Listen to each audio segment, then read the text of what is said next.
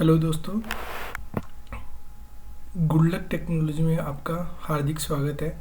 आज हम बात करने जा रहे हैं एक्सेल के मोस्ट इम्पोर्टेंट 3 फंक्शंस की, जो बहुत हेल्पफुल है आपके डे टू डे वर्किंग के लिए। और ये 3 फंक्शंस के बारे में हर इंटरव्यू के अंदर आपको पूछे जाते हैं, और जो डे टू डे वर्किंग है उसके अंदर बहुत ही हेल्पफुल और यूज़फुल फंक्शंस है माइक्रोसॉफ्ट एक्सेल पे। अगर आप एक्सेल पे काम करते हैं तो ये आपको बहुत ही ज़रूरी होता है कि आपको ये 3 फंक्शन कम से कम आने चाहिए आपके वर्किंग को बहुत इजी तरीके से मैनेज करने के लिए। तो आइए हम बात करते हैं 3 वो कौन से मोस्ट इम्पोर्टेंट यूज़फुल फंक्शंस है एक्सेल के। फर्स्ट हम बात करेंगे इंडेक्स, वीलुकअप और पीओ टेबल। ये तीनों क्या होते हैं, इसके साथ में कैसे वर्किंग करते हैं एक्सेल के अंदर, ये मैं आपको आज बताने जा रहा हूँ। सबसे पहले अपन देखते हैं वीलुकअप। वीलुकअप के अंदर क्या होता है कि मेरे पास में ये कुछ एम्प्लॉयज़ दे रखे हैं सीट के अंदर, जिसमें से मेरे को ये इधर 1000 एम्प्लॉयज़ है जिनके अंदर से मेरे को डिपार्टमेंट निकालने के। इन एम्प्लॉयज़ का डिपार्टमेंट कौन सा है, आप डिपार्टमेंट निकाल सकते हैं। अगर आपको और कुछ जो कॉलम्स है आपकी सीट में, उनमें से कोई डेटा फेच करना है तो वो आप निकाल सकते हैं। तो वीलुकअप कैसे काम करते हैं आइए देखते हैं।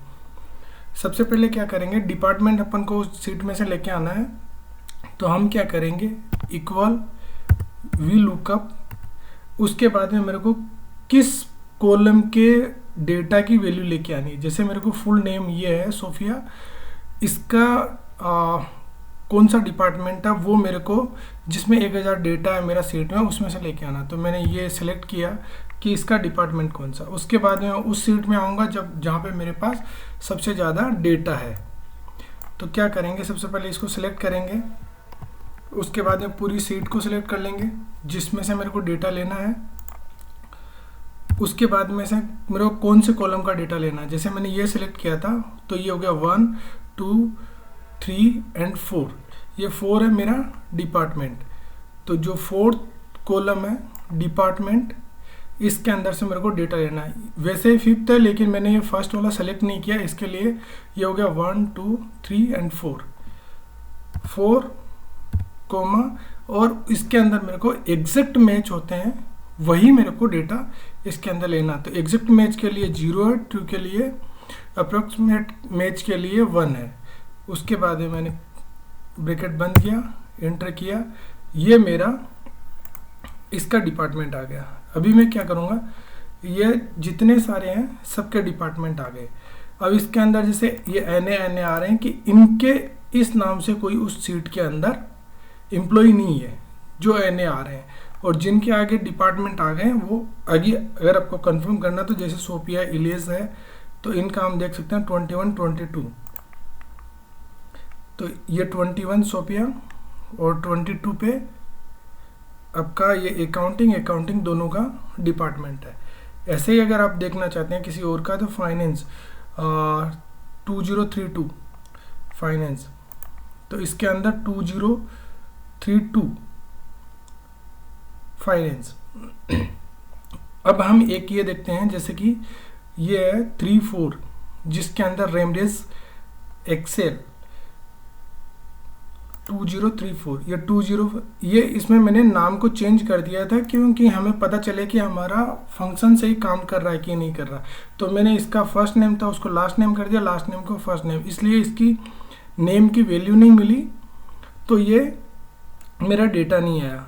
तो अभी आपने देखा वीलुकअप कैसे काम करता है। सबसे पहले इक्वल टू लगाते हैं, फिर वीलुकअप, फिर वो कॉलम जिसकी वैल्यू हमें लेके आनी है। उसके बाद में हमने इंडेक्स सीट है, इंडेक्स सेट का B4 कॉलम था, वहाँ से लेके जो N लास्ट का 1003 मतलब 1003 जो डेटा वो, और 4th नंबर का कॉलम जिसकी एग्जैक्ट मैच की वैल्यू लेके आनी थी। तो इस तरीके से आप वीलुकअप को काम में ले सकते हैं। ये एक फंक्शन हो गया वीलुकअप। सेकंड हम बात करते हैं इंडेक्स कि इंडेक्स कैसे काम करता है। तो इंडेक्स के लिए सबसे पहले क्या करते हैं कि इंडेक्स के अंदर हमें वो वैल्यू निकालनी है जिस एम्प्लॉय की सबसे ज़्यादा हाईएस्ट सैलरी है। अब मतलब मेरे पास में 1000 एम्प्लॉय है, मुझे ये नहीं पता है कि किस एम्प्लॉय की सबसे हाईएस्ट सैलरी है। तो उसके लिए मैं क्या करूँगा, सबसे पहले इक्वल इंडेक्स, इंडेक्स के बाद में मुझे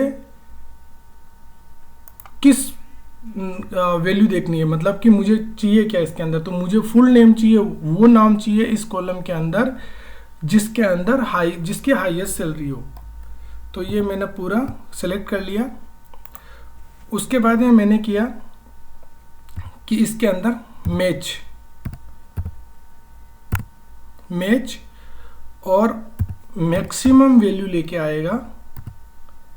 वो मैक्सिमम वैल्यू किसकी होगी, आपके सैलरी की। तो ये मेरा सैलरी का कॉलम है और इसके अंदर मैंने 1 से लेके 1000 तक के जो मेरे एम्प्लॉयज़ हैं उनका मैंने ये सेलेक्ट कर लिया। उसके बाद में मैंने इसको क्लोज किया, कोमा। और अब मुझे ये तो हो गया मैच कहाँ से करना था, K4 कॉलम से लेके K1003 तक। अब मुझे इसका मैक्सिमम निकालना है इस पूरे कॉलम का। तो उसके लिए मैं क्या करूँगा, वापस कि इसको सेलेक्ट करूँगा और ये लास्ट तक कि मुझे इसका मैक्सिमम चाहिए, कोमा 0। और इसको मैं ब्रैकेट को क्लोज कर देता हूँ। ये मैंने 2 बार ब्रैकेट क्लोज इसलिए किया है क्योंकि एक तो मेरा मैक्स का है और एक इसका पूरे का है। यहाँ से B4 से लेके यहाँ तक का ये है और ये लास्ट वाला, और मैक्स से लेके यहाँ तक का ये हो गया। अभी मैं इंटर प्रेस करता हूँ तो हम देखेंगे रॉबर्ट रोजर्स है, उसकी सबसे हाईएस्ट सैलरी है इसके अंदर। अब मैं एग्जांपल के लिए ले लेता हूँ कि इसकी सैलरी कितनी है। मैक्सिमम तो आ गया लेकिन इसकी सैलरी कितनी है। तो उसके लिए मैक्स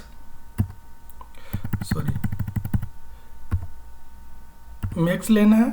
उसके बाद में मैं यहाँ से सैलरी सेलेक्ट कर लेता हूँ और ये मैंने पूरा कॉलम सेलेक्ट कर लिया। इसको क्लोज कर देता हूँ और मैंने एंटर किया तो ये मेरी इसकी मैक्सिमम सैलरी आ गई। अब मैं चेंज करना चाहता हूँ, जैसे कि मान लीजिए मेरा ये है, इसका मैं एक बार चेंज करता हूँ कि ये मैंने 3 कर दिया। तो अभी आप देखेंगे इसका ये जो नाम था ये फर्स्ट, ये चेंज हो गया।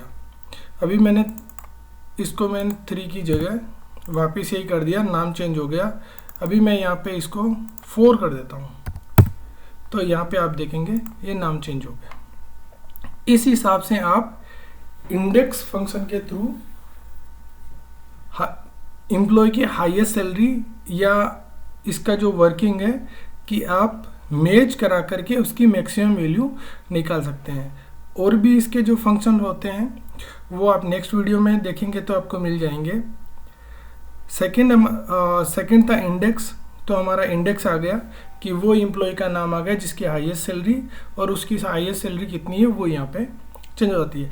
जैसे ही आप सैलरी के कॉलम के अंदर उसकी सैलरी चेंज करते हैं तो वो यहाँ पे चेंज हो जाता है। थर्ड हमारा जो मोस्ट इम्पोर्टेंट था PO table.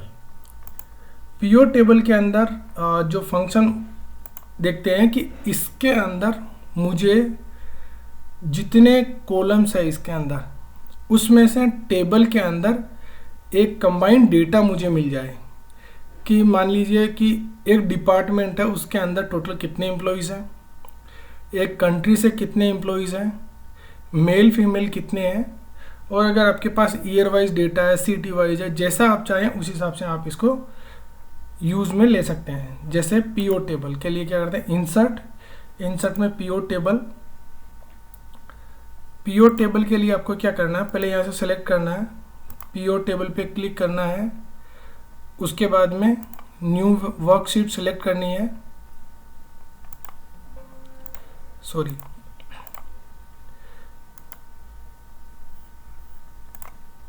From table range. तो टेबल रेंज के लिए हमने सेलेक्ट कर लिया इसको, पूरी टेबल को। ओके, उसके बाद में मैंने न्यू वर्कशीट कर लिया,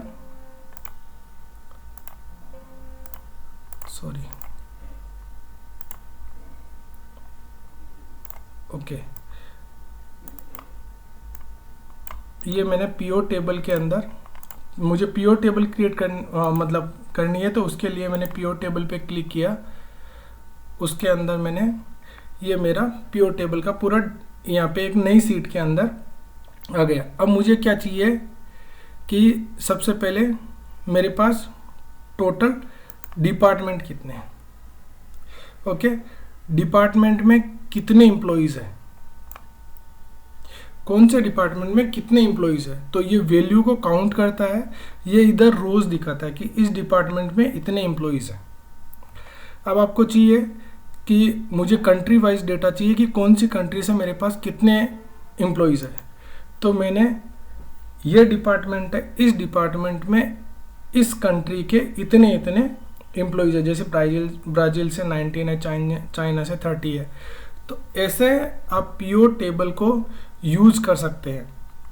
आप इसके अंदर जेंडर वाइज निकाल सकते हैं कि मैंने एक कॉलम लिया जेंडर, जिसके अंदर मैं यहाँ से जेंडर को काउंट भी करवा सकता हूँ कि मेरे पास किस जेंडर का, ये ऑलरेडी आ रहा है इसके अंदर, तो हम इसको यहाँ से रिमूव भी कर सकते हैं यहाँ फील्ड में से।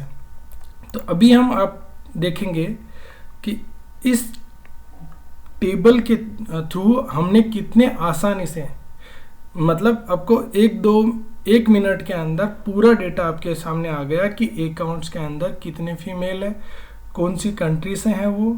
आप चाहे तो उसमें सिटी भी सिलेक्ट कर सकते हैं कि यहाँ पे तो मेरे पास सिटी से भी आए, तो यहाँ पे सिटी भी सिलेक्ट कर सकते हैं कि अब इसके अंदर ये फीमेल इस कंट्री, मतलब कंट्री के अंदर कितने फीमेल है, कौन सी सिटी से हैं, वो आपको यहाँ पे टोटल काउंट्स मिल जाएंगे। तो इस हिसाब से आप पीओ टेबल का यूज़ कर सकते हैं। मतलब कि आपको बहुत ही कम टाइम में डेटा को कैसे आपको टेबल के अंदर शो करना, उसकी वैल्यू निकालना, उसके लिए आप निकाल सकते हैं कि जैसे मेरे पास टोटल 1000 एम्प्लॉइज़ है, ये इस डिपार्टमेंट के इतने डिपार्टमेंट में, इस डिपार्टमेंट में इतने एम्प्लॉइज़ हैं, और इसके अंदर फीमेल कितने हैं, ये फीमेल है, ये मेल है। अब फीमेल है वो कौन कौन सी कंट्री से हैं, तो ये अलग अलग कंट्रीज से हैं कि ब्राज़ील से मेरे पास ये इतने 3, 2 और 5 ये फीमेल है। तो ऐसे ही आप देखेंगे तो इसके अंदर अकाउंटिंग के अंदर मेल कितने हैं, कौन सी कंट्री से हैं, कंट्री में कितने लोग कौन कौन सी कंट्री से हैं। तो बहुत ही आसानी के थ्रू आप डेटा को मैनेज कर सकते हैं पीओ टेबल के थ्रू, और सिंगल डैशबोर्ड के जैसे आप यूज़ में ले सकते हैं एक एक्सेल की पूरी सीट को।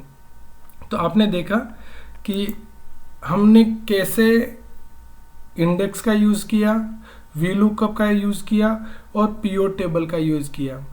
तो आप इस वीडियो को पूरा देखना प्लीज़, और इसके अंदर आपको कुछ लगता है कि ये कुछ फास्ट है या इसके अंदर कुछ और चीज़ कवर होनी चाहिए, आप कमेंट के थ्रू मुझे बता सकते हैं। और प्लीज़ आपसे एक रिक्वेस्ट है कि आप कमेंट में ये भी बताइए कि आपको नेक्स्ट वीडियो में क्या देखना पसंद है, मैं उस हिसाब से आपके लिए वीडियो लेके आऊँ। मुझे आपके लिए नए वीडियो के लिए कुछ टाइटल मिलता है तो मैं श्योर उस पर काम करूँगा और आपके लिए नया वीडियो ज़रूर लेके आऊँगा। तो आज हमने देखा इंडेक्स, वीलुकअप और पीओ टेबल।